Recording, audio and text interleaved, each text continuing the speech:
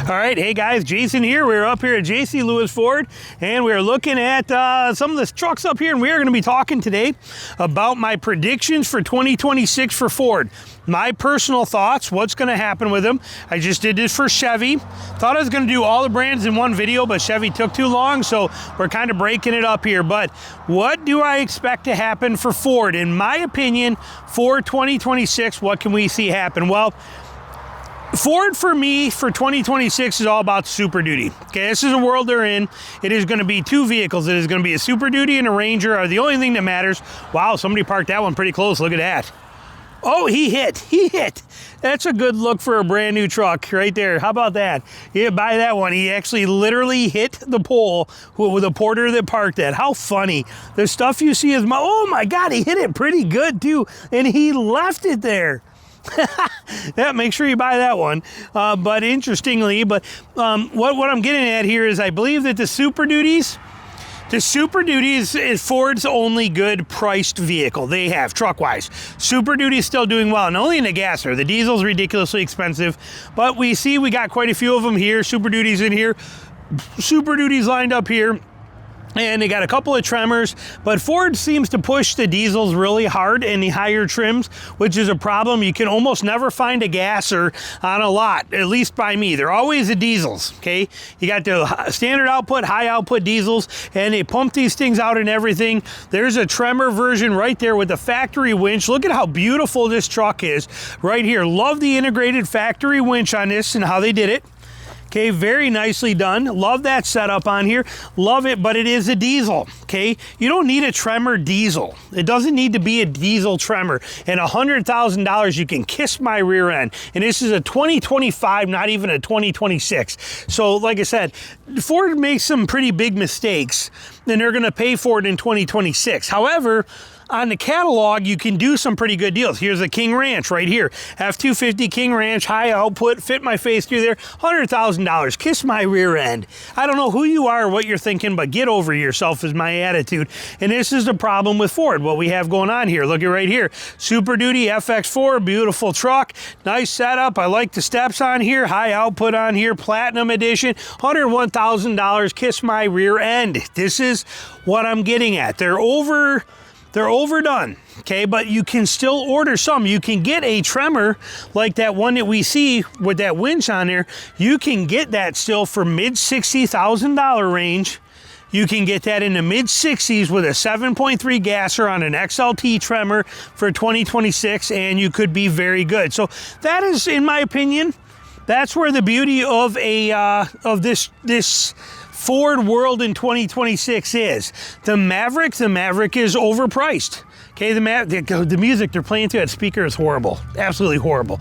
But the Maverick, overpriced. Too expensive for what it is. They're not going to make a bunch of them. They're going to sit for 2026. Nothing's going to happen there too much. The Broncos, they lowered the prices on the Broncos already. Bronco Sports are still pretty decent. I always love these things. I think they're a great little buy, and as long as they keep negotiating well, I think they'll do well on them. The Broncos, the Raptors, and these kind of things, they've brought the prices down on them tremendously to try and help move these, and I believe it's helping them. And Broncos are moving better. They got some really cool colors. I love the natural tones. I like the looks of it. I like what they do with the Bronco. Bronco's got some good potential in there. I think that'll do pretty well for them. The F-150s, geez, don't even get me started. They got to rename just for the year 2026. They should just rename the F-150 to the FF-150. Make it an FF-150 for 26, standing for the Forgotten Ford 150. Just for 2026, because we got enough 2025 F-150s. They don't even need to make one for 2026, and they won't even sell all the 25s they got. So make the 2026 an FF-150 for Forgotten Ford F-150. And let it be that way. So in my opinion, forget it, Ford, for F-150 for 2026. Don't even bother. That's my prediction. And plus the one you're going to come out with is going to have the gas particulate filter on there, which people are going to be very upset about. And they're not going to be happy. They're not going to want to buy your 2026 anyway. Might as well just wait, because in 2027, all these trucks are going to be coming with gas particulate filters, and they're going to have to deal with that kind of stuff. So let it just happen then. Forget the F-150 in 2026. Don't even bother. Just don't even make one. As a matter of fact, you're not even making one yet, and we're literally in December almost, and you still haven't made one. So why bother? Just skip it. Call it the FF-150 and move on. And now the Ranger. The Ranger is the one that we don't understand yet. This is the one that we don't know what Ford's going to do. It's kind of Ford's wild card right now. And why do I say that? Is because this truck is freaking phenomenal. Okay, this truck is just a absolute phenomenal truck, yet it suffers from Farley syndrome. Okay, what is Farley syndrome? Farley won't make enough of these because Farley only cares about investors and making money for the company. And he makes his money here.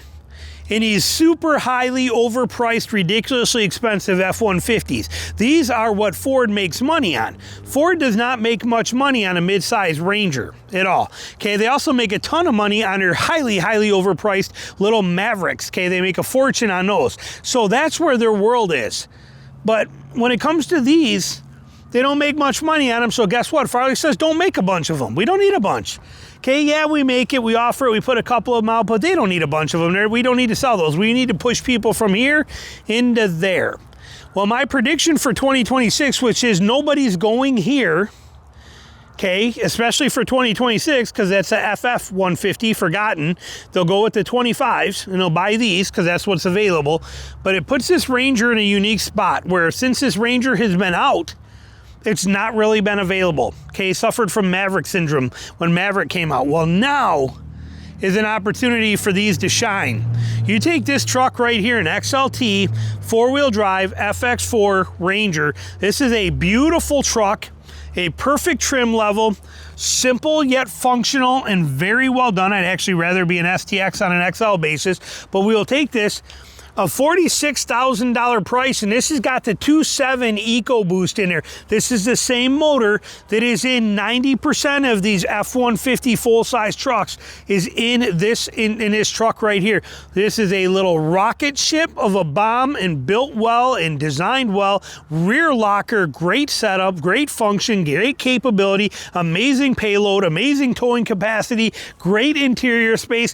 Bed is always lacking on Ford. Ford sucks at doing beds. No bed liner, no bed lights, no bed power, no. Ford sucks at beds. Okay, Ford sucks at the beds of all of them. Here's a truck here that's probably like 60 grand, and we have nothing, you know, it's just so limited. Okay, so limited. This one's got power. This one's doing pretty well. But usually, I mean, I can show you platinums on this lot. I can show you $80,000 platinums where this is what the bed looks like. Okay, so Ford sucks at doing pickup beds.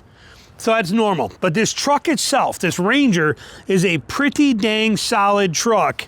And I think it is a place where Ford could really shine in 2026 is to promote and push these Rangers. Because they have a lot. Here's another FX4 four-wheel drive package. Great setup. Now here's a bed that's done a little better. Still no lights, no bed power. This is on this side.